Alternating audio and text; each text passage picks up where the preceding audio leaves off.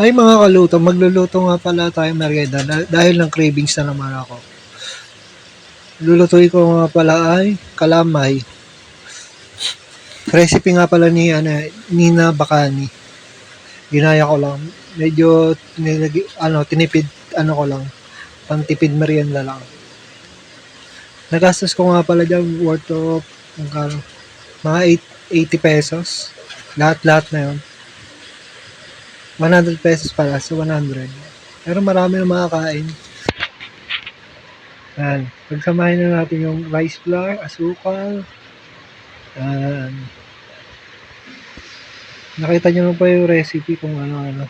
Panoorin nyo na lang. Nilagyan ko ng asin. Ayan. Pagaluin natin lahat ng rekado. Ayan. Ingredients. Siyempre, lagyan na natin yung gata. 3 cups yan of gata. Purong gata po yan. Para solid. Kailangan wala siyang bubo.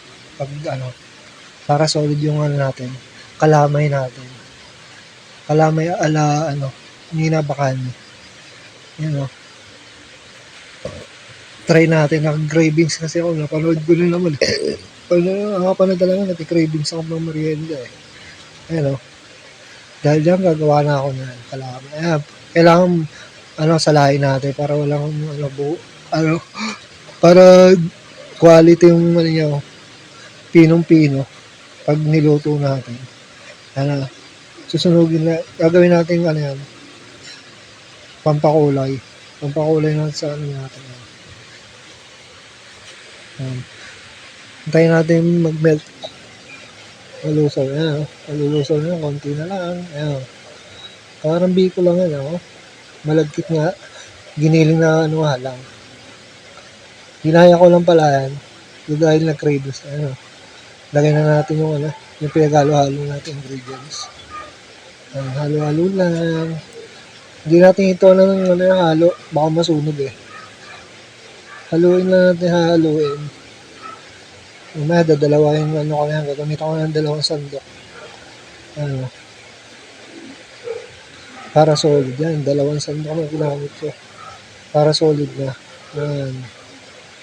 Napaka-solid yan. Grabe. Napakasarap po. Hintayin natin yung makuha natin yung magandang texture. Pag maganda yung texture, okay na yun. Yan. Mahal rin to sa halo. Kailangan halong-halo. Para magsama-sama yung lasa. Tamang halo lang para makuha natin yung texture. Maging makinis yung natin. Kalamay. Ayan. Grabe Non-stick ka pala yung gamit yung kawali. Naka-non-stick pa Tamang luto lang Kalamay na. Malagkit na. Pag alam mo lang maganda yung yung texture niya. Ayan. Lagyan ko pala mantika yan, yung pinagawa ko ng latik. Mantika ng latik yan. Para mas sumarap. Para hindi mahirap hiwain. Ang pasarap din yun eh. Sasali na natin. Para maganda tingnan sa dahon ng saging. Merienda nga pa namin ngayon linggo yan. Nag-cravings na naman ako Kung nag-cravings talaga ako, luluto na lang ako kaysa bumili. Magastos pa pag bumili Ito, masarap na. Solid pa. Marami pa makakain. Worth of 100 pesos. Yung merienda. Solid na, napakarami yan.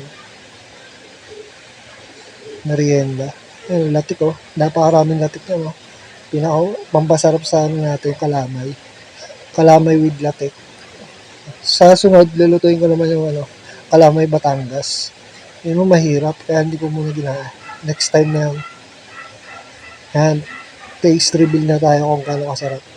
Quality check. Nunod pa sa sinanay subo na ako isa. First bite, second bite, sarap. Grabe, quality. Thank you sa panood ng video. Sana natakam kayo. Salamat.